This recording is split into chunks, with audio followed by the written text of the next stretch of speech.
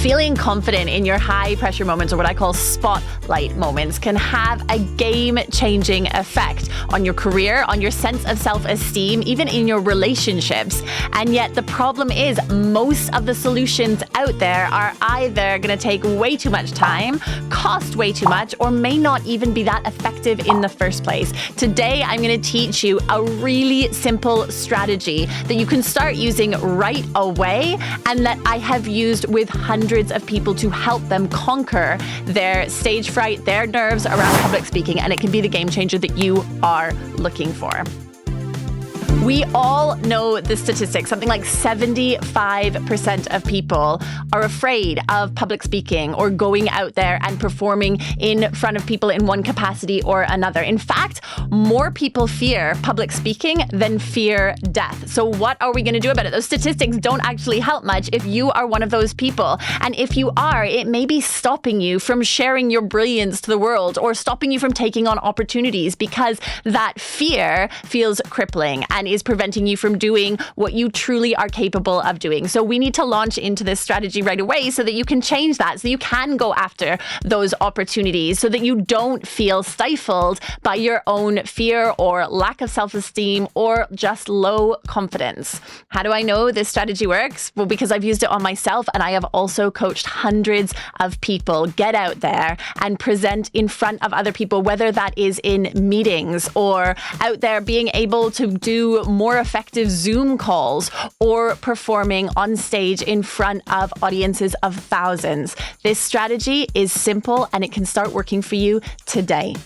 Before we jump into the strategy, I should just say that if your lack of confidence is holding you back in life and you're ready to say enough is enough and you want an actually effective method for building your confidence so you can go out there and do more, do check out the description box below where you can find details about a revolutionary confidence course which will help you when you need to build that self-esteem, build your sense of self, and be more assertive. Because what would that do to your life? Well, it may be the game changer that you need. But now let's dive into the strategy, which is what I call the 3 Ps of your spotlight moment. So your spotlight moment is up for you to define. Like I said, that may be just being able to stand up in business meetings. It may be about being able to put your hand up and speak out in your PTO meetings, or it may be feeling more confident when you go out and speak to a big group of people. Whatever elements of your life that would benefit from feeling more sure of yourself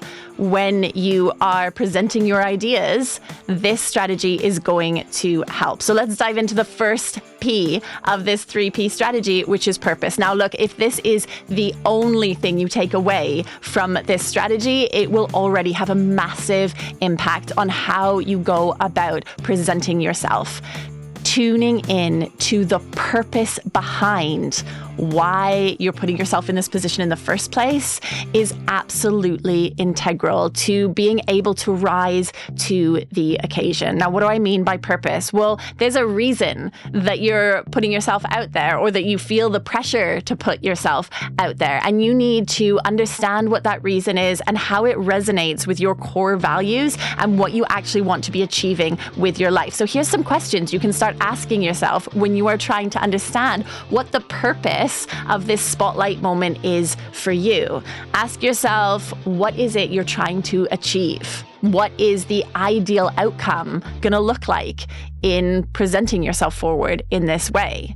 Who is it for? For example, if this is stepping up and speaking out against a certain cause, is that for your children? Is it for generations to come? Is it for a group of people who aren't able to speak out for themselves? Who are the people that would most benefit from you being able to rise to this occasion? Maybe it's yourself, or maybe it is your family, or maybe it is a wider community. But cluing into those people people or that person that is going to benefit is part of identifying the purpose behind the reason you're doing this. Other questions to ask is, what does this connect to in your core values? When you look at what your core values are, this spotlight moment has to tie in somehow to one of those values. And I should just say right now, if you're searching around trying to answer these questions and you're not coming up with anything, or you're realizing that actually there doesn't seem to be an underlying purpose that you can connect to for putting yourself in this spotlight moment,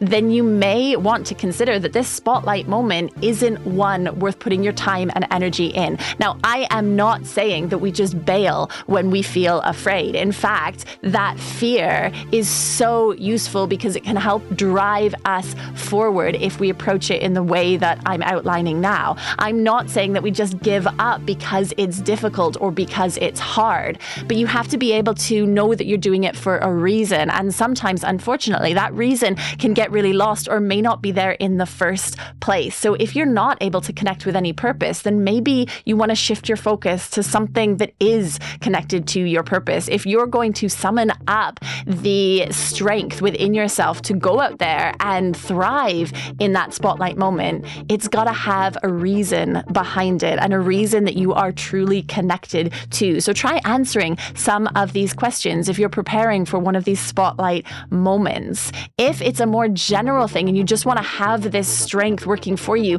remember to check out the description box below where you can look at the course that is going to give you that kind of day-to-day confidence that is going to make you able to step up to the plate in all areas of your life at all times. That's in the description box below. But now let's move on to the second P of this strategy for being able to step up in your spotlight moments, for being able to rise to the challenge of moments when you feel insecure or a lack of confidence and you need to present yourself in the best possible way. The second P is perspective. Now, I am not saying put it in perspective, it's no big deal. I'm not saying that. And unfortunately, a lot of advice out there is saying that, which if you have done the first part of this and you've found what the purpose is, then it is a big deal. And that may be why you're feeling the pressure of this specific moment. So I'm not saying put it in perspective. What I am saying is shift your perspective of what the feelings you're going through actually mean. Science tells us that when we experience nervousness, our body is going through the exact same reaction as it would if we were feeling excited. So being excited and being nervous are identical in terms of what's going on physiologically in our bodies. The only thing that separates those two feelings is the meaning we put on it. So when we talk about shifting our perspective, we're actually trying to change those nervous feelings that we've put on what's going on in our body. So the racing heart or the sweats or the dry mouth, whatever it is that you experience when you're feeling nervous, when you're about to go give a public presentation or speak out or perform in some way, your spotlight moments, shifting that to telling yourself that actually all of those feelings that are going on in your body is down to excitement. Now, look, I'm aware that this requires a little bit of imagination. It may even require you to kind of play on what you're actually feeling. Of course, you have labeled all of that physiological response to the situation as nervousness or as fear or as anxiety. And yet, we know that what's actually going on in your body is exactly the same as if you were excited. And I have spoken to incredible performers who go out on stage and perform to hundreds, thousands of people every night who have talked to me about their nervousness, their anxiety, their stage fright. And they will point to this trick that you can play on yourself as being what has allowed them to keep going out on stage every night. And what do? They tell themselves, I'm excited. This is excitement.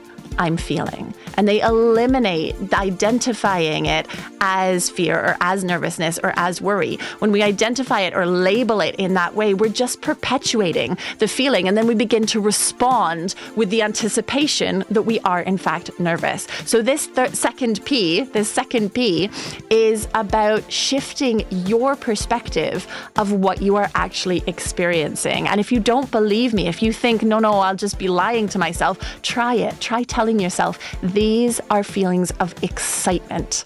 And if you have already done step 1 of tuning into your purpose, that is going to be an easier thing to convince yourself of and can make the big difference of actually being able to step out on stage or to raise your hand or to step up in whatever context it is that you need to be able to do in order to serve that purpose that we talked about in the first P. Let's move now to your third P, which is what I call positive picturing. And this is something that you can actively do just before that moment, that spotlight moment where you're being called on to step up, to present in some way or another. Remember, we're talking about high pressure situations. So whatever way this is presented in your life, when you need to do this, take some time to do what I call positive picturing, which is to close your eyes and talk yourself through the exact sequence of events that will occur when you have to put yourself in that situation. So this is a form of visualization. You might have practiced visualization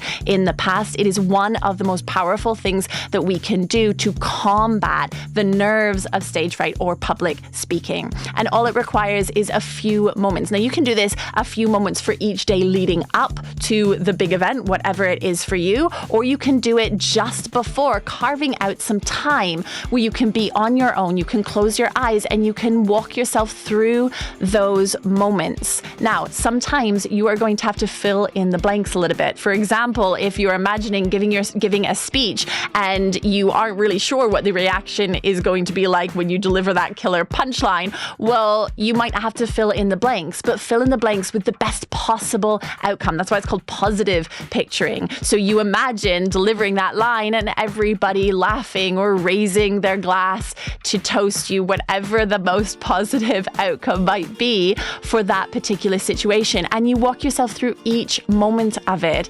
including arriving at the venue or arriving in the boardroom, wherever the situation, whatever the environment is going to be. You take yourself through each moment of it and include the bit at the end when you leave, when you shake hands with the people that you've just been speaking to. Again, picturing each moment in perfection, the best possible outcome. And what we're doing here is we're telling our brain what to expect. We're giving ourselves a template of how we want it to go. And we are in fact rehearsing the best possible way it could go so that we can be prepared for everything going smoothly. And by taking the time to do this, not only do we allow ourselves to be in a state of calm before the pressure steps up, and we allow ourselves to drop into some slower breathing, to not focus on the anxiety or the worry of what might come, but we are also giving ourselves a roadmap for exactly how we want this to go.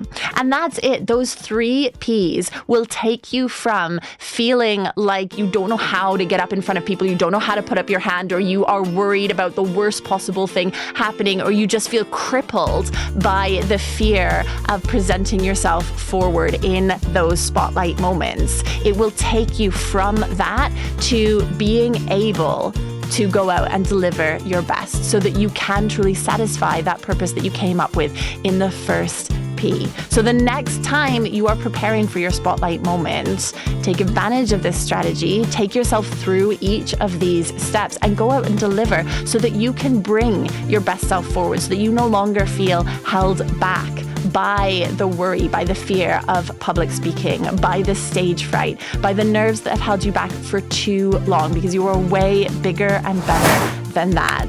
Give it a try. Don't forget to check out the description box below to look at that confidence course and also look at all of the free resources that are there that I've made available to you so that you can work towards your best life and be bigger and better every single day. I'll see you again soon.